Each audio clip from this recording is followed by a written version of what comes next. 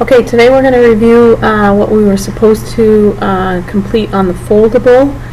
What I want you guys to understand is that you're responsible for understanding the physical and chemical stimuli that plants encounter and what their responses to them are.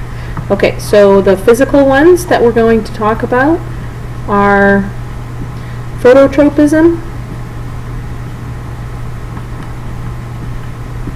gravitropism,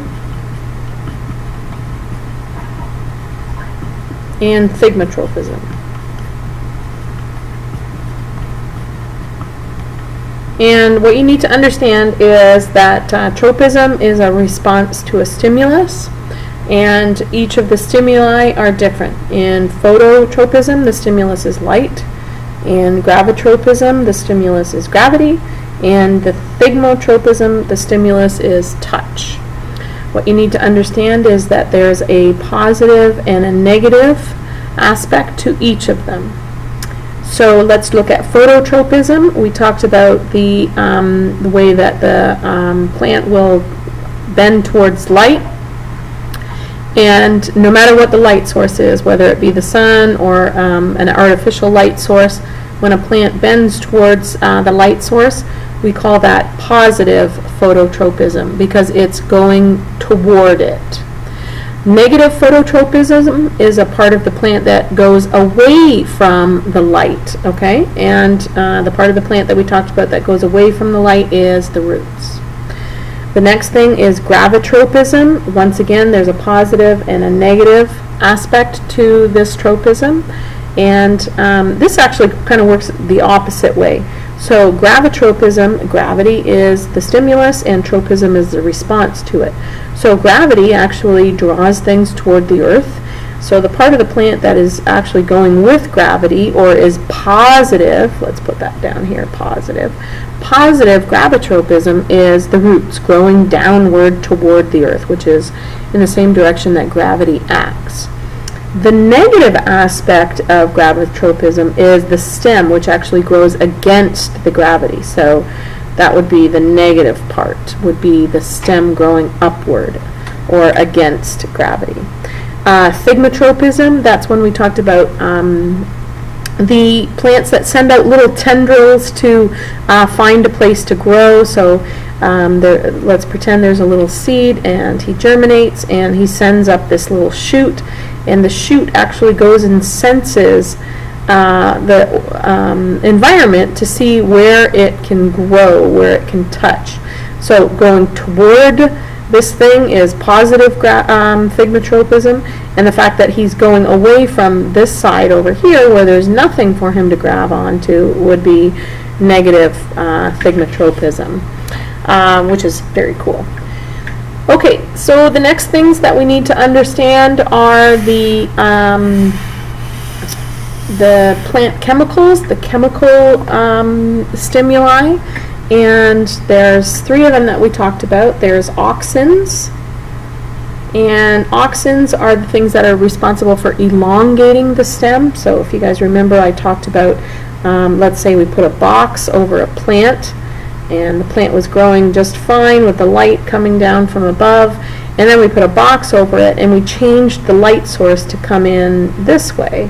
Well, what would happen is the plant would actually start to grow in that direction so that the leaves would actually start to face toward that light, because the leaves want to capture as much light as they possibly can. And so auxins are responsible for that bending of the stem or elongation of the stem, because what happens is let's sort of thicken the stem. So as soon as we change the light source, what happens is the plant sends these chemicals or auxins to the cells along the opposite side of where the light is, and tells these cells to divide quickly.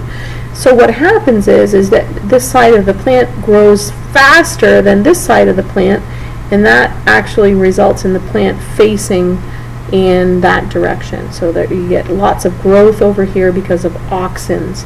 And the way I tell people to remember that is the X extends, let's spell it right, extends the the stem. That's how I always remembered it. The X tells you that it extends the stem. Okay, the next one, which is that funny word, Gibbsellins, and that is essentially a steroid for plants that makes them grow and divide much more quickly. And if you remember, the picture that we saw in the textbook showed those giant grapes that were given Gibbsellins as compared to just the normally grown grapes without the Gibbsellins. Now, the grapes do get Gibbsellins normally from the plant, but just not in extra quantities, which is what that farmer did to make those big plump grapes. And Gibbsellins, you need to remember, G is for growth, so it's like a growth hormone, so it makes cells divide so that the plant or the fruit of the plant can grow larger. Okay, and then the last one that we talked about was ethylene.